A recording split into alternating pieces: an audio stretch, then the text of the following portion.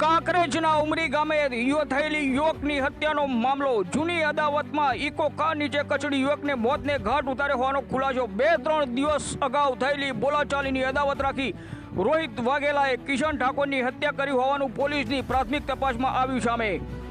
પોલીસે રોહિત વાઘેલાને કર્યો round up.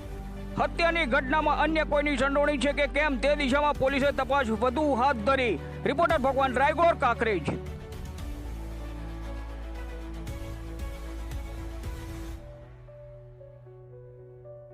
Okay बोलूँ सर। गई रात्रे 23 जुलाई पुलिस ने हकीकत मળી હતી ગામે ઉમરી એક વ્યક્તિનું એક મર્ડર થયું છે અને હત્યા કરવામાં આવી છે। એ લગભગ રાતનો 2-2:30 વાગ્યાનો બનાવ છે। તરત જ અહીંથી લોકલ પોલીસ અને પીઆઈ શિહોરી ત્યાં પહોંચી ગયા હતા।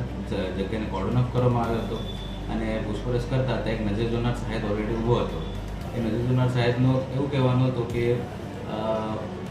હું તથા મરણ જનાર જેનું નામ કિશન દિનેશજી ઠાકોર અને ફરિયાદી પોતે ફરિયાદીનું નામ છે કરણસિંહ નાનુબા વાઘેલા રહે ઉમરી નાની પાટી।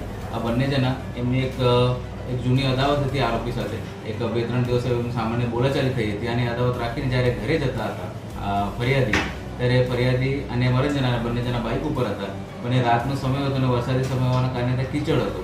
આના કારણે મરણ જનાર સાહેબ ઉતરી ગયો હતો અને જે ફરિયાદી છે બાઇક લઈને આગળ જતો હતો। તે જૂની અદાવતના કારણે એ જે આરોપી છે એમનું નામ છે રોહિતસિંહ નંદુબા વાઘેલા રહે ઉમરી નાની પાટી। એ ઇકો ગાડી લઈને પોતાને પાછળ તેમના ઉપર એમના બોડી ઉપર ચડાવી દીધી અને એમના આ ઇમ્પેક્ટ એમની જગ્યા ઉપર જ મોત થઈ ગઈ હતી।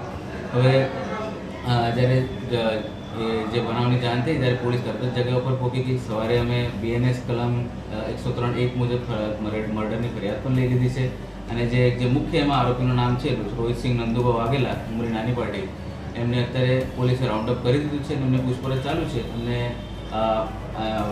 પુરાવા આધારે અટક પણ કરવામાં આવશે। સવારે અમારી FSLની ટીમો આવી ગઈ હતી, અમારી ડોગ સ્ક્વોડની ટીમો ત્યાં આવી ગઈ હતી અને સાથે સાથે અમારી LCBની ટીમો અને SHGની ટીમો પણ તરત જ આવીને આરોપીને અમે રાઉન્ડ અપ કરી દીધું છે। હવે આગળનો તપાસ પીઆઈ શિહોરી કરી રહી છે। બીજા કોઈ આરોપીઓ સાહેબ સામે અત્યાર સુધી અમારે ફરિયાદમાં એક જ નામ નજરે જોનાર સાહેબ છે, એક જ નામ આપ્યું છે પણ બીજું કંઈક નામ એમાં ઉજાગર થવાનું છે એ તપાસનો વિષય છે એ જ્યારે પણ થશે આપને જણાવીશ। વાહનનો મૂળ માલિક એની કોઈ તપાસ વાહનનો કોઈ મૂળ માલિક એની તપાસ એ અત્યારે તપાસનો વિષય છે પણ અત્યારે પ્રથમ દૃષ્ટિએ એવું જણાવવામાં આવ્યું છે કે વાહન એનો પોતાનો જે આરોપી છે એટલે કંડક્ટર તરીકે કંઈ કામ કરતો હતો તો એમનું જ વાહન છે। અત્યારે એવું પ્રથમ દિવસે જાણવા મળ્યું છે પણ એ અત્યારે જો એક તપાસનો વિષય છે કે એનો મુખ્ય માલિક કોણ છે।